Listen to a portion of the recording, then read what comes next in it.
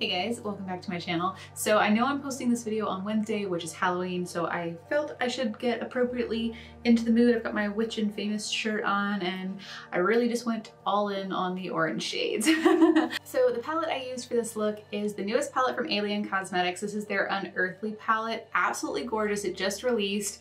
I kind of was on the fence about buying it, and I'll show you why. So I obviously did the Peachy Queen Pumpkin Spice palette not long ago. And when I saw the photos of this palette released, I just noticed that there was a lot of similar tones. They are not by any means identical, but you've got a lot of the oranges and you've got the shimmery purple, you've got the really sparkly black. So I'd already ordered this, and so it made me kind of hesitant to buy this one. I'm just trying to be a little bit more selective about the palettes I buy just because I am starting to get quite a large collection. So I literally waited until about 3 days before they released it and finally caved and decided to just order it, and I'm really happy that I did. If you watched my pumpkin spice video from Peachy Queen, my biggest complaint was just that there wasn't enough variation in the colors. There weren't enough light and dark tones, and it kind of all seemed to become one color, it almost seemed like. This you don't have that problem with. I absolutely love the colors in this palette. I love the fact that you have the ability to darken up a look with these kind of tones. You also have lighter tones to help blend out something if it got a little too heavy. The shimmers are gorgeous. I love that they're bright and light shimmers because I'm all for like a beautiful deep metallic color, but I do feel like a palette really needs a lighter, brighter type of shimmer just for maybe highlighting the inner corner, adding a nice pop to a halo eye, or doing like I did here with the gradient. And my favorite part is these two oranges, the fact that you have more of a yellow orange and then a true orange, and you actually are able to get a gorgeous orange gradient with that. With the pumpkin spice palette, the colors just started looking way too similar once you put them on your eye, and they just blended all together. So you don't have that problem here. I'm definitely really happy I picked this one up. All of the shadows blended incredibly nicely together. The mattes were really, really easy to blend. And for me, I used my finger for the most part on the shimmers just to place them on the lid. Super easy. In case you're curious, the palette is still in stock and it retails for $40, and it is cruelty free. Here, I'll show you what everything looks like up close. So this is the gorgeous artwork on the front. It is just absolutely beautiful. And then these are the shadows up close, and they all have their names on them this time. I found out after the fact that apparently the names of the Pluto palette were online. They weren't anywhere on the palette, so very happy they're on here. And then you don't have a mirror, it just says Unearthly, which is the name of the palette, which, I mean, I'm fine with. It doesn't bother me that much when I don't have a mirror. And it is a white kind of cardboard palette, but it has this slight, I don't know if you can see it, slight pearlescent kind of sheen. It's really pretty. It's fairly easy to wipe off because I keep getting it dirty by putting it on my table that is covered in shadow, but it wipes off pretty easily, so that's nice. All right, so that's all I wanted to go over with. I'm kind of doing this a little bit backwards than I normally do, but I kind of played around with filming the look before I started talking, so here you go, you get a little backwards review. But I would say that these shadows are incredibly easy to work with. I actually like this palette better than I liked the Pluto palette. I just think the mattes in this were beautiful and incredible. Same thing with the shimmers.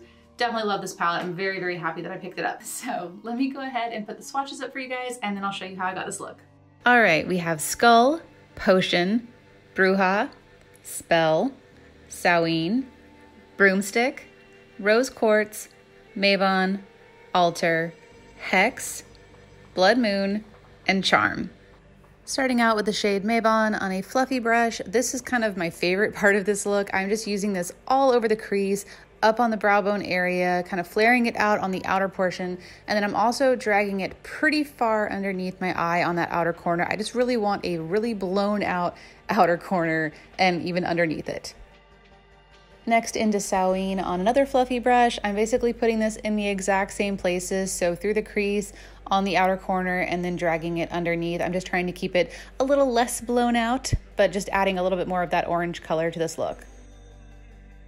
Then into Broomstick on a detailed blending brush. I'm really just focusing this directly into the crease portion. I just wanted to deepen it up a little bit, but I don't want this look to turn too brown. And I'm also adding a little on the outer corner. Then I'm going back into Samhain with that fluffy brush just to kind of make sure everything stays nice and orange and blended. Then to cut the crease with my Tarte Shape Tape, I'm doing almost all the way, just leaving a little bit of space on the outer corner. And then with my finger, I'm going into the shade Spell, and I'm adding this to the inner portion of the lid. Sorry, I'm kind of blocking the shot here. And then for the center of the lid, I'm using Rose Quartz, again with my finger, just blending that onto the lid. And then I decided to add a little bit more of broomstick with a fluffy brush to the outer corner. I forgot that I did this on the other side. And then I'm going over the top of that with Bloodmoon. Again, just with my finger. These shimmers work great with your finger. And then I'm just going back in with all 3 shades with a detailed brush that I did spray with setting spray, just to make sure I can get really close to that cut crease area and adding just a little extra brightness over the top of them. And then with Bloodmoon on a flat angled brush that I also sprayed with setting spray, I'm lining the outer half of the lower lash line. And then I'm using Spell on the inner half of the lash line and Rose Quartz in the center, basically mirroring the top. And I'm really kind of blowing these colors out as much as I can. With a pencil brush, I'm going into Potion, and I'm focusing this just on the inner half, running that underneath the shades. And then for the outer half, I'm going back into Mavon just to kind of tie in that lighter yellow orange that I started out with. Now I'm going into this little mini Becca highlighter. This is Prismatic Amethyst, and I'm just adding this to the inner corner just for like a nice purple glow.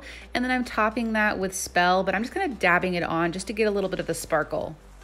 Then I'm using my Too Faced glitter glue and a little detailed brush to add a thin line right where that cut crease is, just about halfway. And then I'm going into this Glitter Injections orange shade. This is Tequila Sunset. And then I'm just packing that over the top. And then when I get to the outer portion, I'm kind of turning the brush on its side and kind of dabbing a little glitter, just kind of like sprinkling it on the outer portion so that it kind of fades away. And now I'm just gonna do liner and mascara off camera. And for lashes, I felt it was only fitting to use my favorite Alien Cosmetics Space Queen lashes. And to finish off the look, I'm using this kind of caramel colored lip gloss. This was from the Wonder Woman set that I got at Hot Topic, but it's basically just a really pretty caramel gloss. And this is the finished look. Hope you guys enjoyed the video. Please don't forget to like and subscribe before you go, and thank you for watching. Bye guys.